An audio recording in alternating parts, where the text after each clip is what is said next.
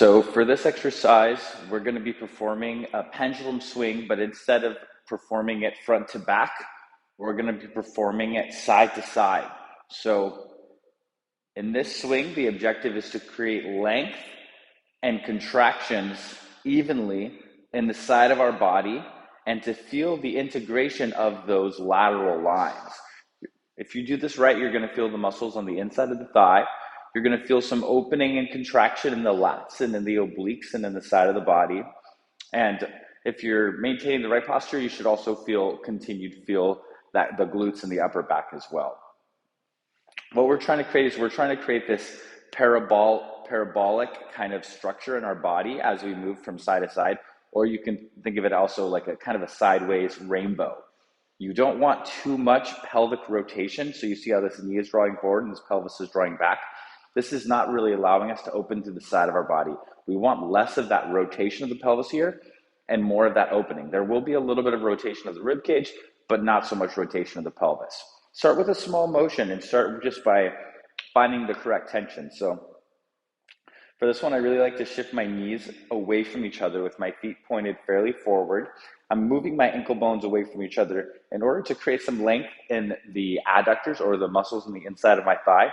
And then I'm going to create a little bit of a drag between my feet as if I'm trying to squeeze a fold in the floor in order to really activate and communicate with those inner thigh muscles.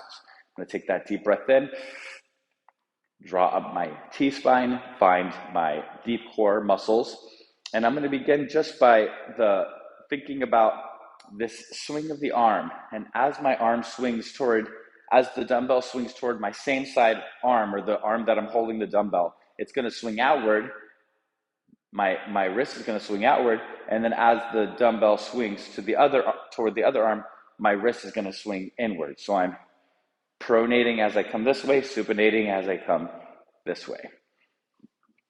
And with that, what I'm trying to do is, once again, starting the small motion, trying to feel a few things. I'm trying to feel this natural opening in my side body, so my hips are moving in the opposite direction of my arms. And also, I'm trying to notice a decrease in use of my arm. I'm not really controlling my arm. Instead, I'm using actually the inside of my foot and the drag of the inside of my foot to generate the force of my hip, which is then translating force into oppositional motion in the swing of my arm. And I'm also instituting a little bit of an up and down motion, down in the middle and up as it comes side to side.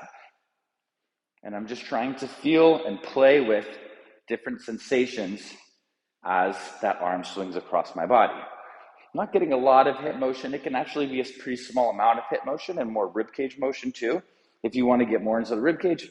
Or you can bend your knees and get a little bit more of that lateral opening in the hip, but don't make it too out of control. Start with a smaller motion and start with just noticing how those tensions integrate and feeling those tensions.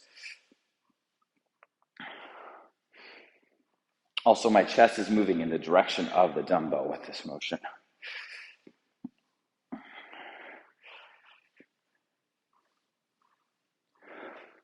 That's the lateral dumbbell swing, just playing and integrating those communications.